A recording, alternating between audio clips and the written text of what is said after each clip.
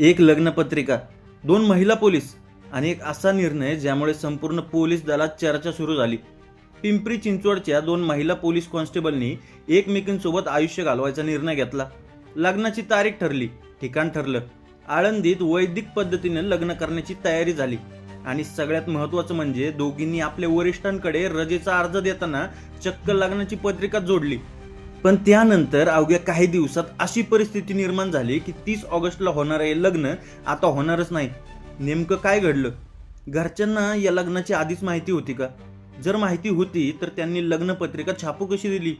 आणि पोलिसांनी या प्रकरणात हस्तक्षेप का केला नाही? चला तर मग सुरुवातीपासून जाणून घेऊया हे संपूर्ण प्रकरण. आता भारतामध्ये समलिंगी संबंधाला परवानगी आहे, पण विवाहाला अधिकृत परवानगी नाही आणि तो गुन्हाही मानला जात नाही. म्हणजे लग्न वैदिक पद्धतीने करू शकता, पण कायदा या लग्नाला लग्नच समजत नाही आणि त्यांना मॅरेज सर्टिफिकेट पण मिळत नाही.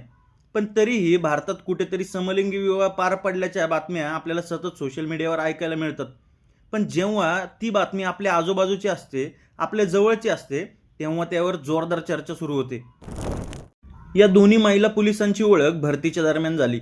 आधी मैत्री, मग मैत्रीचं रूपांतर प्रेमात. 3 वर्षांचं रिलेशनशिप झाल्यानंतर दोघींनी लग्न करण्याचा निर्णय घेतला. साहजिकच भारतात असे प्रकार आधी सुद्धा झाले, पण प्रत्येकाचे विचार सारखे नसतात आणि त्यामुळेच त्या महिला पोलिसांच्या घरच्यांनी या लग्नाला विरोध केला. आणि नुसता विरोध नाही केला, ते काही वरिष्ठ पोलीस अधिकाऱ्यांकडे जाऊन दोघींना समज देण्याची मागणी देखील केली. पण अधिकाऱ्यांनी दोघी सज्ञ नसल्याचे कारण सांगून हस्तक्षेप करण्यास नकार दिला. दोघींनी घरच्यांना विरोध करत 30 ऑगस्ट 2026 रोजी आळंदीमध्ये वैदिक पद्धतीने विवाह करण्याचं ठरवलं. रजेचा अर्ज केला आणि रजेच्या अर्जाला थेट लग्नपत्रिका जोडली आणि इथूनच हे प्रकरण सोशल मीडियावर व्हायरल व्हायला सुरुवात झाली. पण सोशल मीडियावर लग्नाच्या जोरदार चर्चा होत असताना एक बातमी समोर आली की हे लग्नच रद्द झालं. लग्न मोडण्याचं प्राथमिक कारण घरच्यांचा विरोध आणि सोशल मीडियावर मिळत असलेलं अधिकचं अटेन्शन सांगितलं जाते. पण याचा अजून स्पष्टपणे खुलासा झालेला नाहीये. लोकांना लग्नाची माहिती कळली.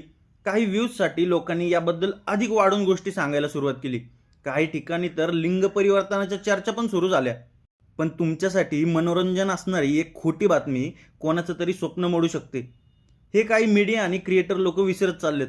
बाकी तुमचं या गोष्टीवर मत काय? कमेंट करून नक्की सांगा.